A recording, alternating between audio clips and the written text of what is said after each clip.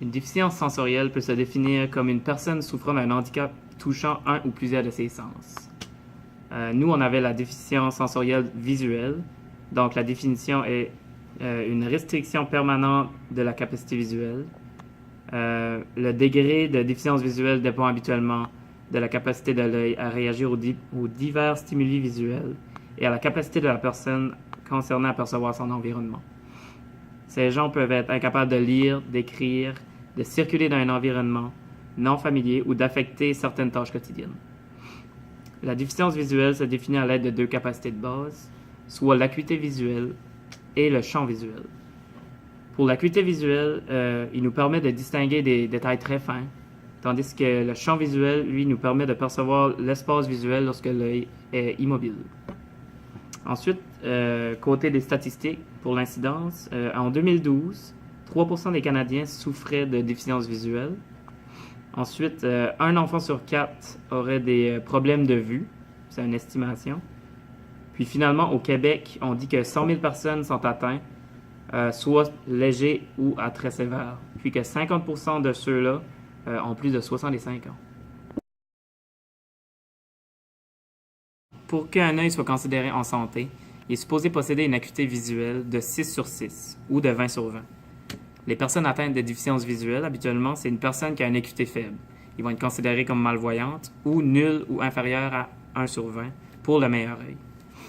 D'autres personnes peuvent souffrir de déficience visuelle pas juste à cause de l'acuité, mais aussi à cause du champ visuel.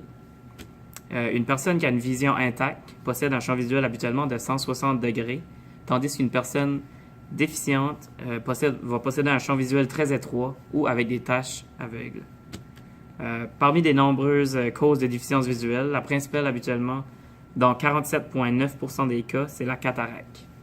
La cataracte, c'est l'opacification partielle ou totale du cristallin qui se retrouve dans l'œil.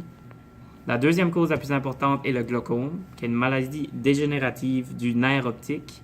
Puis ça, c'est à 12,3% des cas. Puis par la suite, on a la dégénérescence maculaire liée à l'âge, ou la DMLA. Il y a aussi les opacités cornéennes, opacification de la partie antérieure transparente du globe oculaire, la rétinopathie diabétique, la maladie atteinte rétinienne survenant dans le cadre d'un diabète et la cécité des enfants. Tout d'abord, il faut savoir que les maladies d'une déficience visuelle ne sont pas guérissables parce que les dégâts qui sont présents sont irréversibles.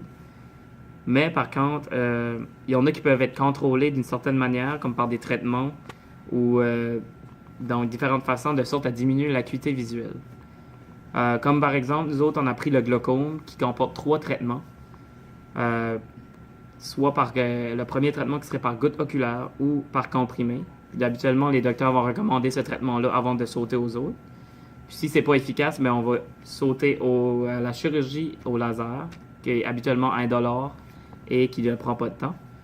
Puis finalement, on a la chirurgie conventionnelle où le patient se fait opérer puis il reçoit une anesthésie locale de l'œil. Donc, il faut savoir que ces 3 méthodes-là, habituellement, ils ont le but principal de baisser la pression intraoculaire, donc de sorte à contrôler l'acuité visuelle.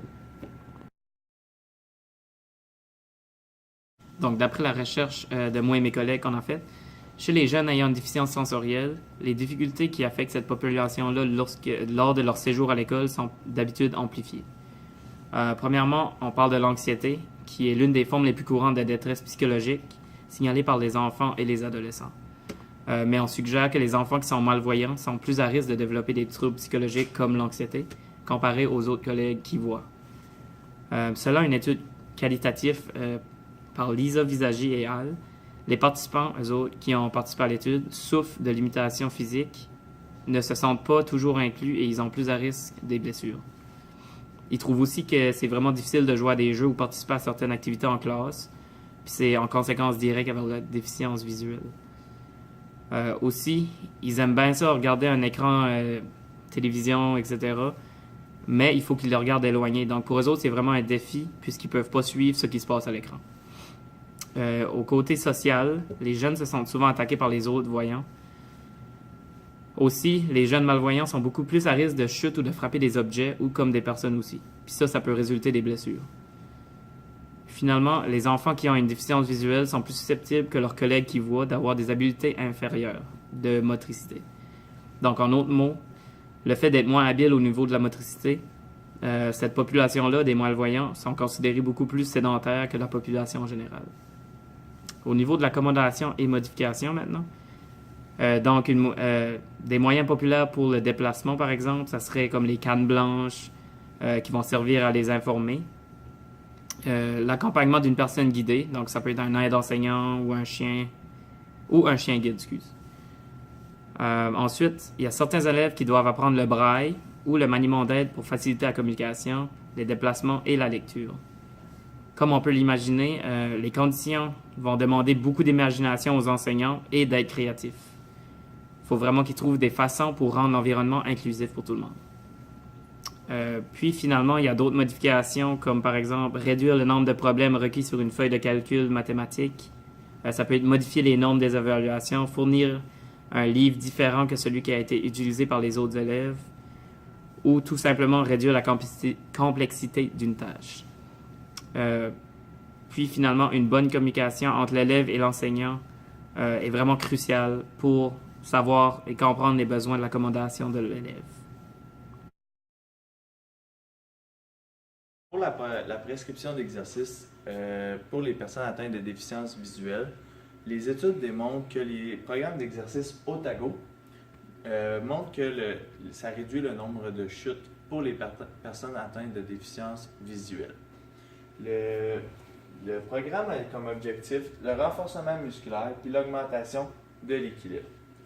Donc, le programme se déroule comme suit. C'est au bout de 6 mois, il y a un physiothérapeute qui rencontre la personne atteinte de déficience visuelle, qui établit ses objectifs avec lui et se rencontre aux semaines 1, 2, 4, 8 et au 6e mois.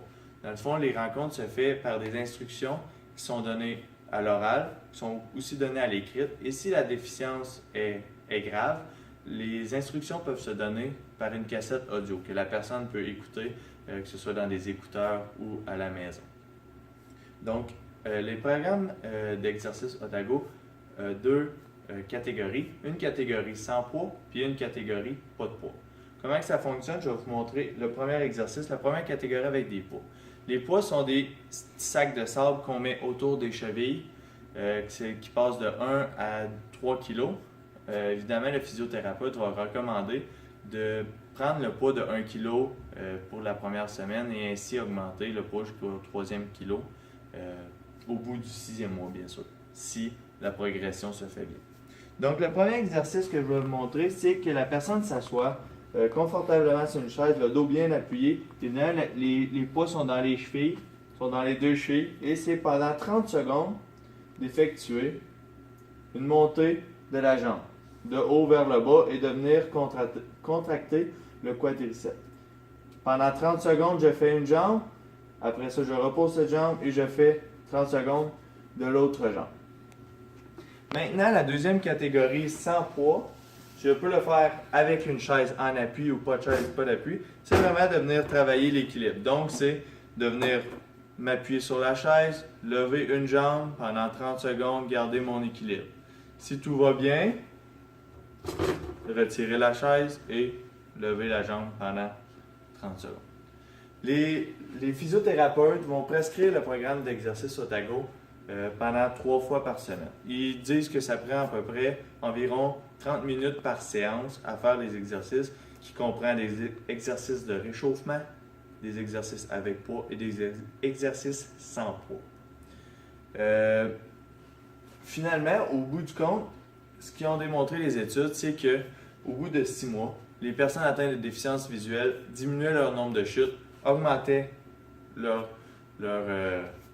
musculature et augmentaient aussi leur équilibre. Donc, ça avait des bienfaits, que ce soit dans la vie de tous les jours, que ce soit au travail ou que ce soit dans leurs exercices.